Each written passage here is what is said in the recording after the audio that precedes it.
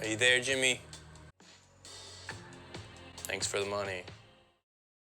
Hey, I'm Zachary Cortex, currently completing a PhD in neuroimaging at King's College London.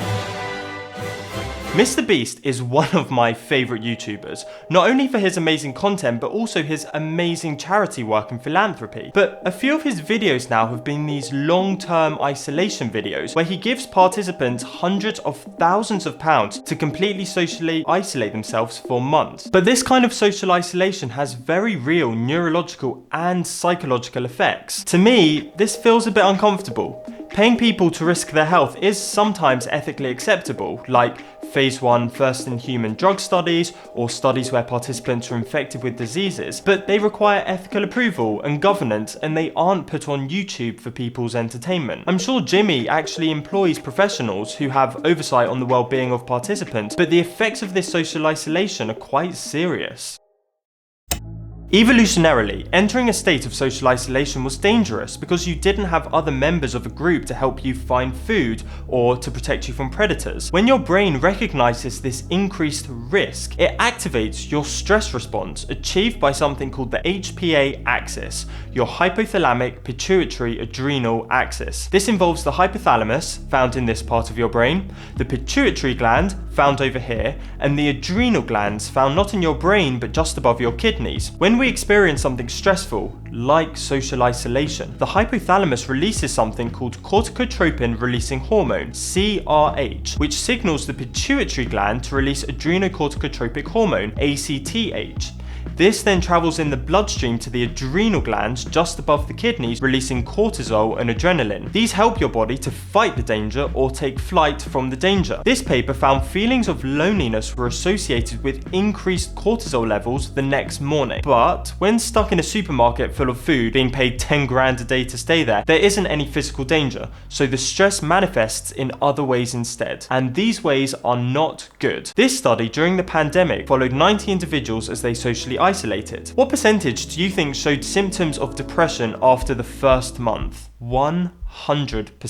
The MrBeast isolation challenges last for up to 3 months. Social isolation also seems to contribute to something called cerebral atrophy, a loss of neurons and connections between those neurons. This study analysed just under 2,000 brain scans of healthy participants at the beginning and the end of 6 months. They found social isolation was associated with smaller volumes in a part of the brain called the hippocampus, crucial in memory formation and retrieval. Another crucial part of the brain is the striatum. The striatum has lots of cells, neurons, that release dopamine, involved with rewarding behaviours. Social contact is a rewarding behaviour, unless your social battery is really low. In this study, participants filled in a questionnaire about their level of loneliness. Their brains were then scanned with fMRI whilst they looked at pictures of close relatives or absolute strangers. The researchers found more lonely participants had increased activity in their striatum whilst viewing a family member in comparison to the strangers. So loneliness seems to increase the activity in the reward-related regions to seeing pictures of social connections, perhaps underlying the increased desire for social connection.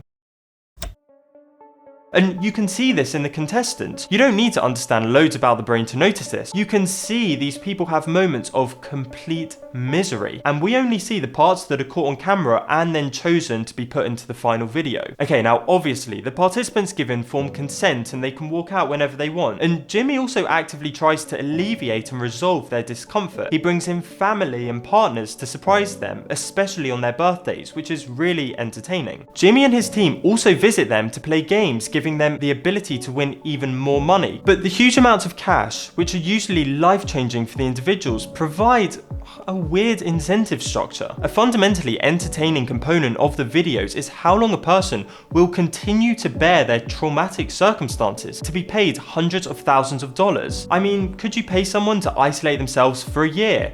How about 5 years or 10 years? I'm sure there would be people out there who would be willing to be waterboarded for £10,000 a minute, and I hate to say it, but it would probably get millions of views. If the price is right, you could find someone willing to do basically anything. You would probably find loads of people willing to do it, but I'm not sure that makes it okay. And my worry is, where will this go in the future?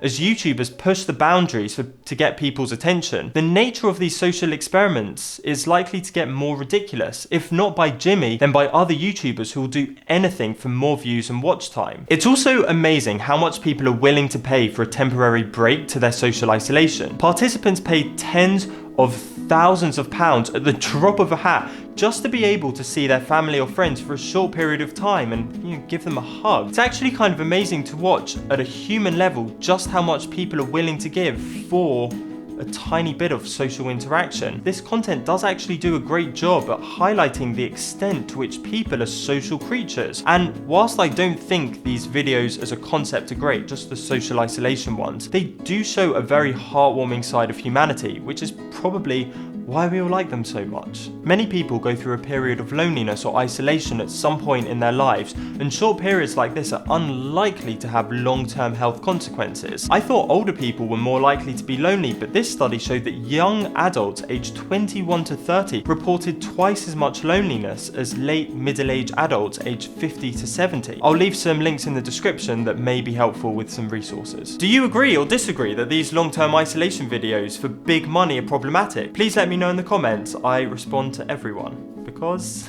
I don't get that many comments. Thank you so much for watching. Let me know if you have any questions and I'll see you in the next one.